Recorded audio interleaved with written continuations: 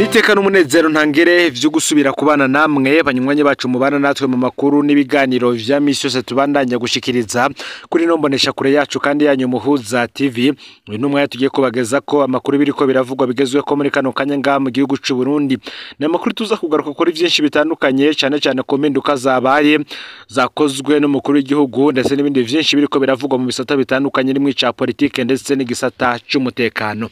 Nabaye kaze rero muri ano makuru bivanye naho mudukurikirana muherereye muri nga mu gihugu c'u Burundi mu ntara zigize ubuseruko ubumanuko uburaruko uburengero bari mu bisagara bitandukanye abadukurikirana baherereye hanze imbibe z'igihugu c'u Burundi mwese ndabaye kaze muri ano makuru.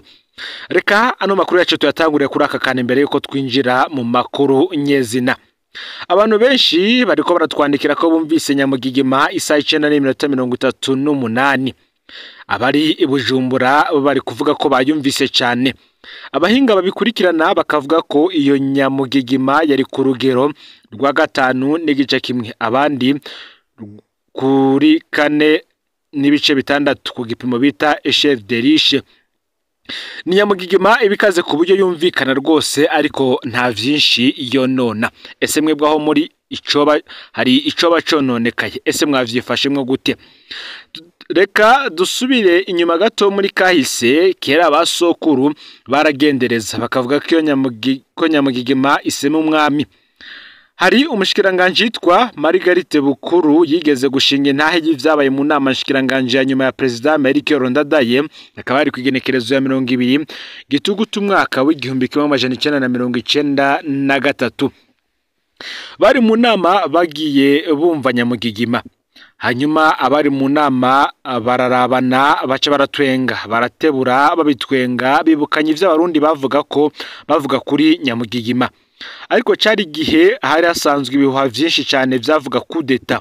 Yabaye inama yabo ya nyuma bukiye mukuru w'igihugu aragandagurwa. Ariko none Nyamugigima zose nizama ari imburi z'imfu z'abami n'abaperezida. Ahoho ntawomara na kabiri nkuko benshi batevya babivuga. Bamwe bati ese Nyamugigima hoba hari ahandi yoba yageze atari nga mu gisagara ca Bujumbura. Nkuko bizwi uravye kwikarata Nyamugigima iboneka cyane mu Burundi no muri Republika Iharanira Intwaro Rusange ya Kongo. Ikabigira ico bita epicentre no kuvugaho yari ikomeye cyane ahandi kugeza ku birometero vya kure naho barumva uduherera twayo. Mu Rwanda rero cyane hazwi nka Rusizi no muri Tanzania hariho aho batwumvise. Reka noneho ano makuru yacu tuyabandanize mu bindi biriko biravugwa. Reka dutangure ku vyabereye mu ibohero rikuru rya Mpimba ndetse kandi tuze no kubandaniza kwibara bivugwa ko ryakozwe n'umwe mu baganga. Bamwe bakavuga ko ari bara rihambaye ndetse ari no gutukisha uyu mwuga. Reka dutangurire kuri iyi nkuru twabagajije ko hari inkuru twabagajije ko yavuga ko mukuru ibohe ko mu ibohero rikuru rya Mpimba hariyo umunyororo agurisha icumba ku rugero rw'imiliyoni 7. Mu ndwi iheze iyo nkuru twarabagejeje ko ibintu bitangaje bibera mu ibohero rikuru rya Mpimba aho umunyororo yitwa Kantunge ko Zerbaberi yo baragezaho arihisha miliyoni 7 umunyororo mushasha kugira ronke icumba aho bita muri Serire A. Uyu Zerbaberi n'akarwi bakorana niwe yaserukira abanyororo baba muri ako gace. Akarenganyo ka Zerbaberi ku banyororo bagenziwe kari kageze ku rugero ruteye ubwoba aho utemera ivyo akora wese yamufata akamufungira aho bita muri Maison Rouge aho mu Mpimba nyene. Umukuru w'ibohero rikuru rya Mpimba rero yarahanye umwe agurisha icumba c'umunyororo ku rugero rw'imiliyoni 7. Ubutumwa bwatanzwe bwatumye haba amatohoza mbere n'abategetsi bo mu bushikiranganje bw'ubutungane baraja kubisuzuma basanze amakuru yose yatanzwe ari ukuri. Kuva kuwa 5 heze rero Kantunge ko Zerbaberi nawe yinjijwe muri Maison Rouge aho yaramaze imyaka ashira bagenzi we. Nituramenya ko ari ingingo yafashwe kubijanye n'amafaranga abanyororo batangishwa kugira baronke icumba. Ingingo umukuru w'ibohero Frederic Niyubahwe yafashe yo guhana Kantunge ko Zerbaberi ni ingingo yari kenewe cyane. Turamushimiye cyane ko yakurikiranye ayo makuru akayatohoza neza. Ariko kandi birakenewe ko afata ingingo kubijanye n'akarenganyo gakorwa n'abitwa ko baserukira abandi banyororo harimwo ivy'amafaranga atangishwa mu kuronka icumba. Reka rero tubananize ku nkuru yateye agahinda n'akababaro abantu benshi cyane ngaha mu gihugu cy'u Burundi. Reka tuvuge kuri Dr Mathieu yoba yarakoze ibara. Ese kugira ngo umuganga akore ibintu nk'ibi biba vyagenze gute? Reka tugaruke ku rupfu rubabaje rwa Manirabogora Privato. Ikiziga ca Privato Manirabogora kiri mu bitaro bikuru vya Cibitoke. Kuri uyu munsi wa Murantunge cari mu bitaro vya Cibitoke kuri uyu munsi wa mbere niho yashingurwa. Privato Manirakiza yarafise imyaka 34, kabavuka muri zone Rujago komine Mugina mu ntara ya Cibitoke. Yaba muri komine Buganda ho mu ntara ya Cibitoke aho yakorera akazi ko kubaka amazu. Akaba agiye asize umukenyezi n'abana batatu. Muganga Matayo cyangwa se Dr Mathieu nawe ni umuyobozi w'ibitaro vyigenga Clinique Agape biri muri Rugombo mu ntara ya Cibitoke. Reka tubigaruke ko dosiye yose tuyibageze ko uyu muhisi yarafise ingwara vyasaba kubagwa vyihuse. Uko niko abaryango b'umuhisi Privato Manirabogora batwandikiye. Uti turi muri province Cibitoke ya kera aho umugabo yitwa Manirabogora Privato yaba i Buganda yaguhana ingwara yo kuziba insogi occlusion intestinale maze yitura ivuriro ry'uwitwa Dr w'Ibuganda. Ahageze umudokteri yaramwakiriye akimura abasanga agwaye ingwara yo kuziba insogi no kuvuga occlusion intestinale. Iyo nayo ikabisaba kuvugwa vyihuse cyane.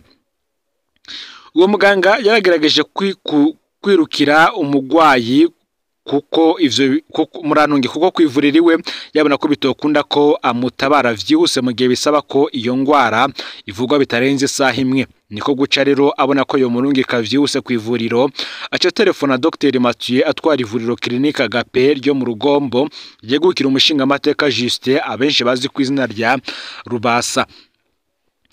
Niko kubaza Dr Mathieu ko yoba ari hafi ku kazi ku buryo uwo mugwayi bo murungika bakamubaga vyuta canka murungika Bujumbura. Dr Mathieu yaciye abwira Dr w'Ibuganda ko ariho ari kandi yiteguye guca akora uwo mugwayi. Umugwayi yapakijwe imoto vyihuse kugira ngo aje gutabagwa kuri Clinique Agape mu Rugombo. Bakiyashika bahuye na Dr Mathieu yasohotse ibitaro maze bamubaza bati ko bari baturungitse ngo tunyaruke mutuvure ubwo ntimuteba kandi umugwayi wacu aremvye. Dr yishuye ko asimvye gufungura agarutse. Ijisho ryabaye ryo maze wa mugwayi Manirabogora Privato arushirizaho kuremba.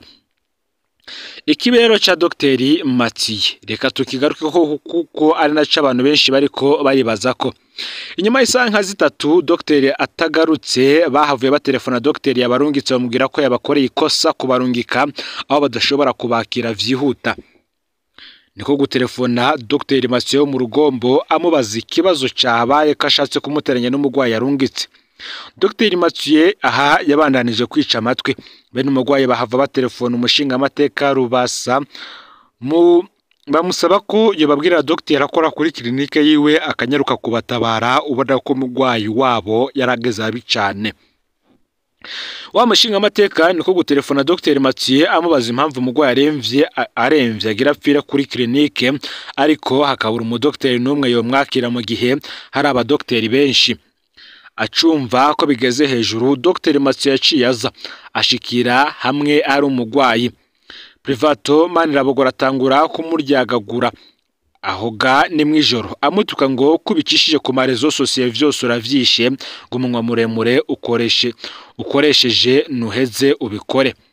Bukeye umugwayi yirirwa ngaho umuryango urarengana umurango urarengana. Hageze mwijoro umugwayi abona ko akiswe cyane akiwe gahava karangira inda yabaye umuduri umwanda uca mu kanwa niko gutabaza ati ndapfuye.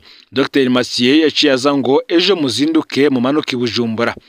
Givya bikoze ngo yishyure ikibi bamukoreye cyo kubona sebuje umushinga amateka amenya ko umugwayi bamutaye ntamwakire kandi arenze cyane. Imvugo ngo yajanye n'ingiro.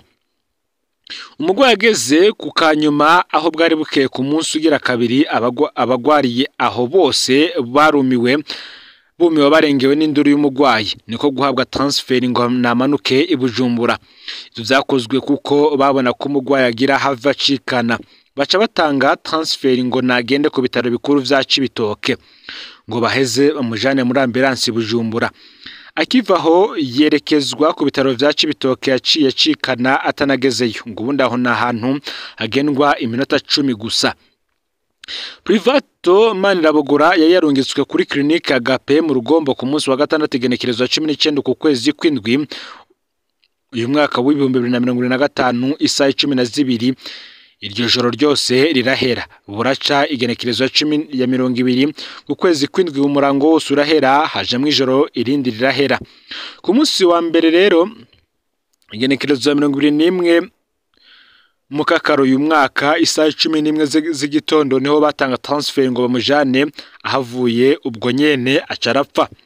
Ico umuryango w'umuhisi rero uriko urasaba, umuryango w'umuhisi wagize uti dusaba umushikiranganje w'amagara y'abantu n'abajejwe umutekano kurabira hafi cyane ubube gito nk'ubwo bwaranze umuganga mu gihe amatwa dusumira atari uwacu gusa koreye ikibi.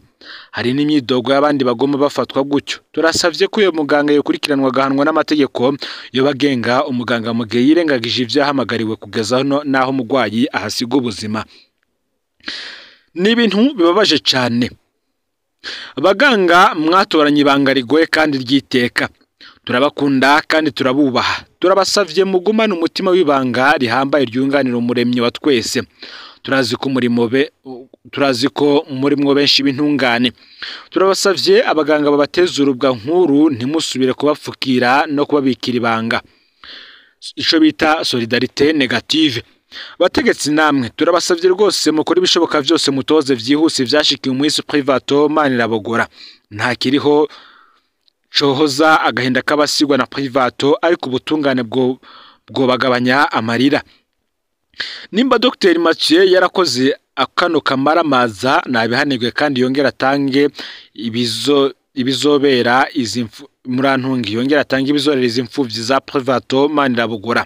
Nahabwa igihano cy'akarorero kizotuma n'abandi baganga boba bameze nkawe bagira ico bubaha.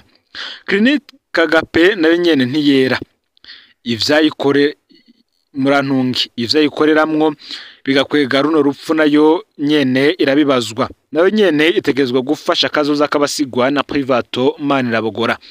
Turateka kandi akama bavoka bo mu Burundi nabo bamenyere gukurikirana ibintu bibera kwa muganga, bamenyere kwakira bene zimanza, bamenyere gufasha abagwayi ibishika bagafatwa nabi gutya. Ubuzima bw'umuntu ntibukwiye gukinirwa kuko n'amazi aseseka ntayogwe nkuko abahinga benshi bobo babivuga, ndetse kandi n'abasokuru bacu niko bamye bavuga, cyane cyane iyo hagera aho bisabwa ko amagara y'umuntu yitabwa ko kurushako. Mu yandi makuru kandi eka tubandanize ku bindi biriko biravugwa aho n'ubundi bamwe bibaza ku rupfu rw'umunyagihugu witwa Donatien Nduwimana mu ntara ya Butanyerera.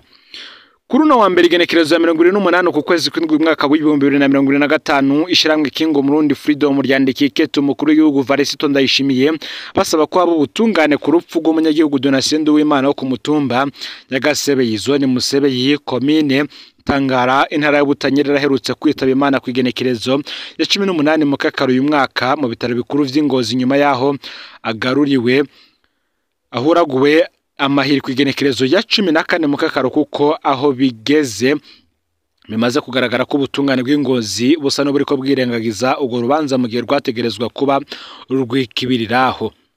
Mwikete ryanditswe na Kingo Murundi bibukije ko uwo munyagihugu yarasanzwe akora akazi ko kwiyugunganya muri restaurant yagandaguwe n'umukuru wa sentare y'intango ya Tangara Butoyi Jean Pierre afadikanije n'abapolisi babiri bo muri komisariya ya Tangara aribo Emmanuel Bizimana na Jean Baptiste Nijimbere bamuhoraguye amahiri mu kumwagereza ko yabwiye nabi uwo mukuru wa sentare mu gihe yari kamusaba kumuriha udusahane twiwe yarahejeje kumenagura amwigenza ko ngo yamugaburiye ku isahani ritogeje.